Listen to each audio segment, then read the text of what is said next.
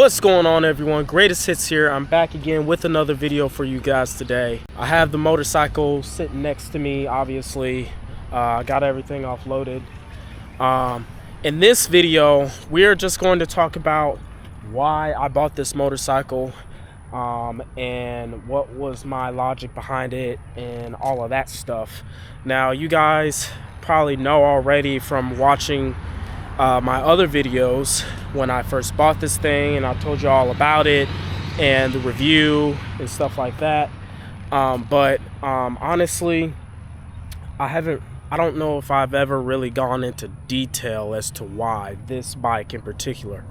This motorcycle, again, retails for $5,200 MSRP, and then if you do the financing and you know, you pay taxes on it, the gas goes to the tax, all that stuff, it comes out to $6,300, which is $1,100 over retail.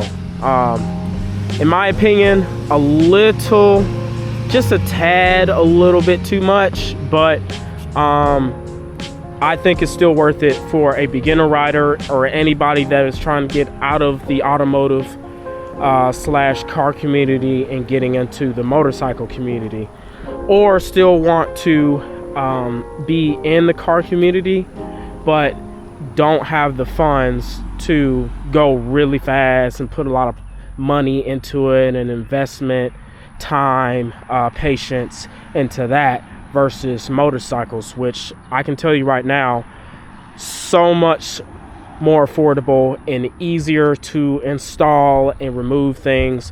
You're taking out an engine within probably 30 minutes to an hour. Any other engine on a car or a truck takes hours to do, depending on what it is. But anyways, the reason why I got this bike is, one, I don't know anything about bikes. Two, I was told by one of my good friends, Sam. She works at the Jackson Motorsports dealer in Pearl, Mississippi, and she is one of the main ones that you know, you come in to the store, you look around, she approaches you and says, hey, what are you looking for? Are you new to motorcycling or not? And if you are, she recommends this bike or a 650, although from what I've also researched, the 650 is not all that different from this bike at all. 650 cc's, it's really 649 cc's. You do make about, I think, 60-ish horsepower, maybe 70. But again, it's trying to be something that it's not. And I'm not going to go into that when we're talking about the Ninja 650s. It's just the bike you just don't need to get. But she told me this is light and nimble. It is 30.9 inch seat height. So if your inch seam is 30.9 inches or 30 inches or 32 inches or whatever, somewhere in between that, this will be perfect for you. If you're a big guy, I say go up to a Yamaha R7 or something slightly bigger that fits you better.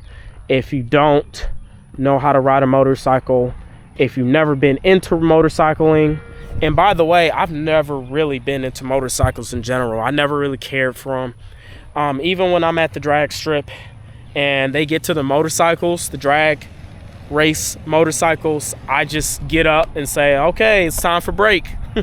Let's go get something to eat, something to drink, and then come back when the motorcyclists are done.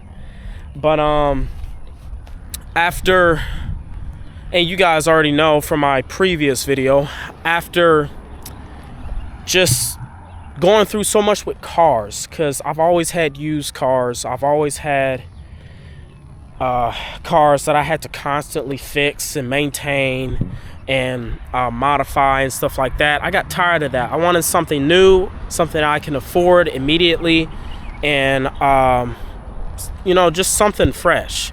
And so I said, you know what, I'm gonna dabble into the motorcycles and see what that's all about.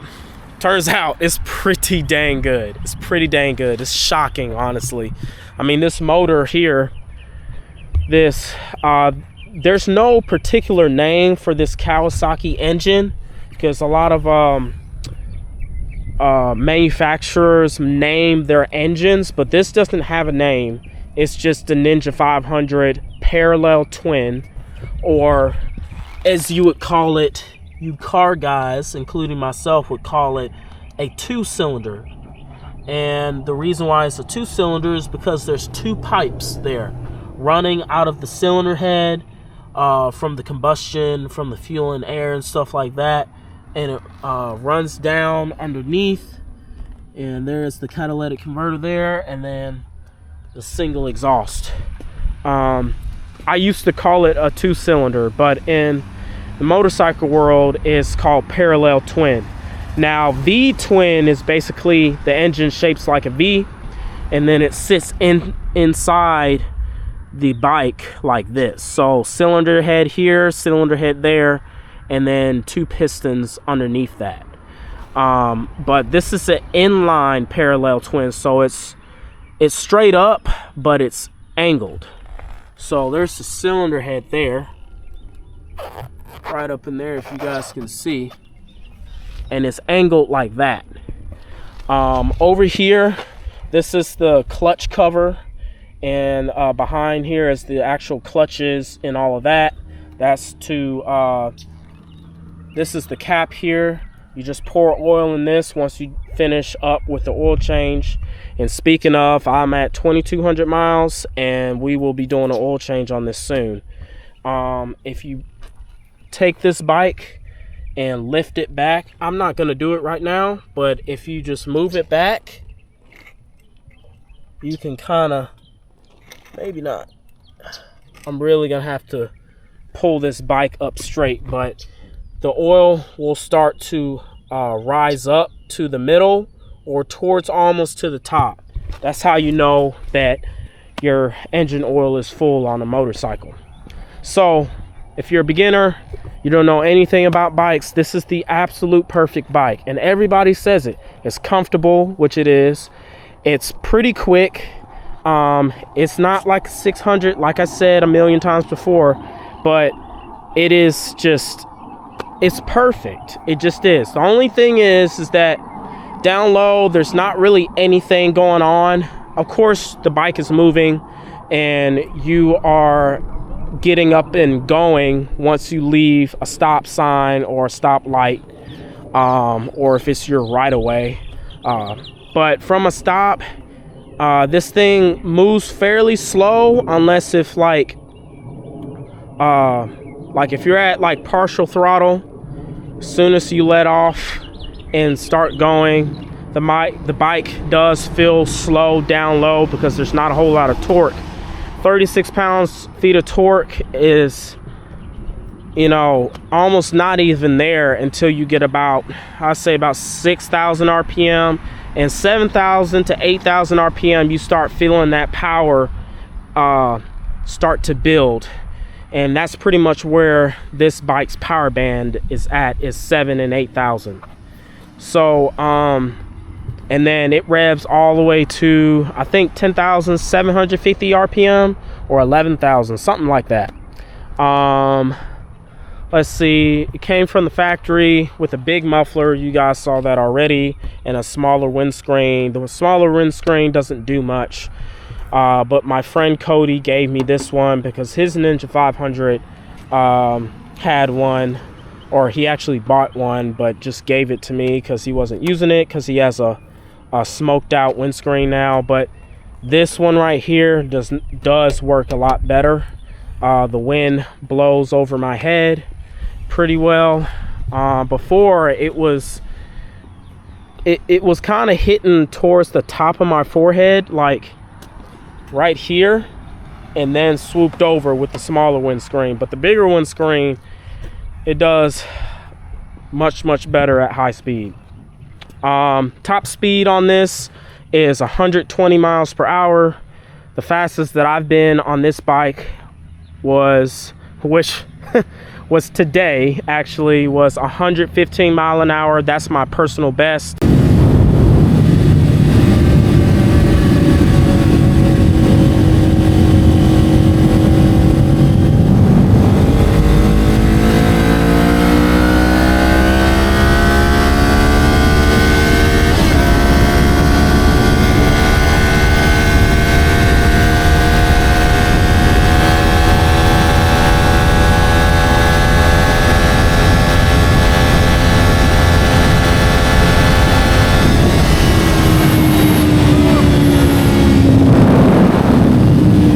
once you start hauling butt on this thing, get about 80 to 105 miles per hour, the bike starts nose diving, I say after 110 miles per hour. And I wouldn't say literally, but it just starts, you know, leveling off or dropping in horsepower after you rev past 10,000 plus RPM.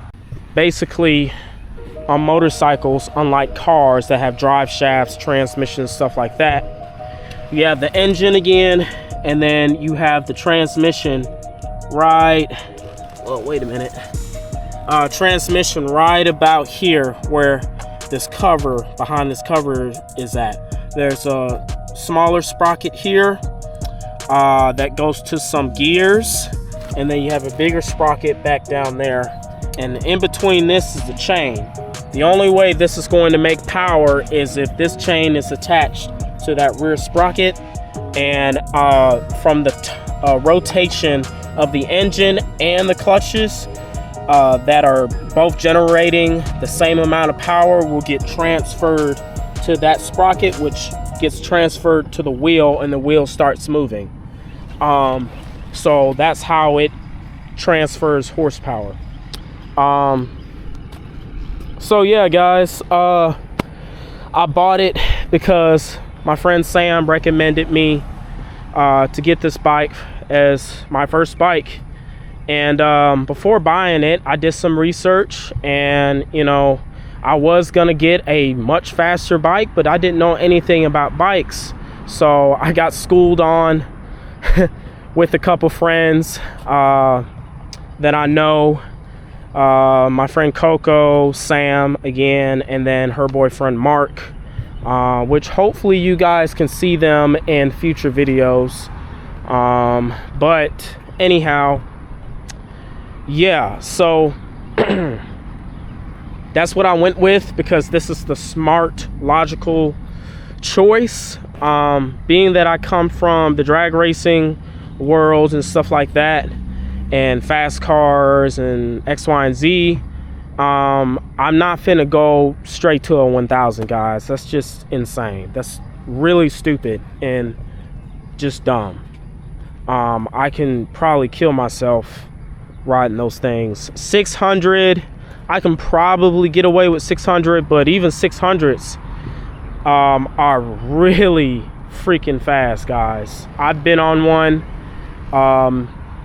that ZX6R that you guys saw 2 videos ago. If y'all haven't seen the videos already, it's not gaining a whole lot of traction, but guys, check out that video. I know the camera is panned downward to where you can only see the bike mainly and some of the road, but I've fixed that, so in the last video. So but yeah, I got the frame sliders back on both sides. I am eventually going to replace this fairing. Even if I paint it, it's still gonna start popping out. So I remember I was at a high rated speed, slowed down, and then this panel popped off from the force of the air pushing up against here. And then I remember at slow speeds too, I end up hitting a bump, and then this popped out again. So if it's going to keep doing that, I might as well just replace that, which means I have to buy an entire fairing kit, entire body fairing kit, because they don't really sell pieces of these fairings individually on eBay or anywhere else. It's really freaking sad. I know this bike is only 1 year old, or almost 1 year old, but I think that's just unacceptable. I mean, this is 2026, and we need to have individual parts so that we're not spending a crazy amount of money on the entire thing. I mean, shoot, I might as well get another bike, you know? But speaking of another bike, I'm still on the fence about putting some velocity stacks and some other engine mods on this. I don't know what the difference is 10 horsepower gain is on a motorcycle, but I'm sure it is substantial compared to a stock bike, at least from what I've been told. But I don't know, because I honestly need help, guys. If you know anything about bikes, motorcycles, if you know anything about motorcycles and sports bikes and stuff like that, super sport, blah blah blah, tell me if it's worth it or not, because I do want to keep it, but I'm already looking at 600s. As far as 600s go, it's a lot of bikes that I want. It's hard to actually pick between the big four: Honda, Yamaha, Kawasaki, Suzuki. I was gonna say Aprilia and BMW and Ducati and stuff, but we're not doing any kind of European bike, because that is a whole nother level and a whole nother level of money too. So that's the big four, the big Japanese four: Honda, Yamaha, Kawasaki, and Suzuki. And I'm leaning towards a particular bike that I want to add or replace this, but I really want to get this on the track to really like feel it out and all of that. So anyways, this bike also does fairly well on the highway. I know there's some motorcyclists on social media and YouTube that say that this is a horrible bike on the highway, but it is honestly further from the truth from my experience. You can overtake vehicles fairly well. You're going to have to pick up some speed. I say maybe almost double the speed limit. I say about a good 8 to maybe 10 more mile an hour to overtake. But it works fairly well. It's perfect for the street. It's perfect for the track. And you know, over time you may get over it, you may get tired of it. I might be getting a little tired of it, but every time I get on this thing and ride out, especially when there's some clouds up here, but when the sun is out, skies are clear, and you're riding this thing, you will enjoy yourself. And this bike is very enjoyable to ride on. So I don't know what people are talking about, saying, oh, this bike is extremely slow, and this bike is lame, and this bike is, you know, I'm tired of this bike, I want to get something else. That's your opinion, but in my opinion, it is a really good starter bike. I really enjoy it. It has enough power for the street. It's not super torquey like it should be, but up top in the high RPM, you'll have a lot of fun on this thing. And I guarantee you, in the twisties, on a back road, or on the track, you're gonna have a lot of fun. I think anybody's gonna have a lot of fun on this thing. So as far as modifications, I probably will be doing that. If not, I'm probably gonna trade this in, because there's no point in keeping it, being that I still have payments on it, and you know, I just want to get on something bigger and faster, more enjoyable, etc., etc. But again, really nice bike, really good looking bike, and I do not regret spending money on this at all. So the price range is still holding fairly strong in the trade market and in the private selling market. They go from 35 to 4,500 at low miles, and then if it has probably 5 to 10,000 miles, they're probably going right at 3,500, maybe a little bit less depending on the condition. So yeah, guys, if y'all like this video, please hit that like button and subscribe to my channel. And I'll holler at you all at the next one. Greatest Hits out.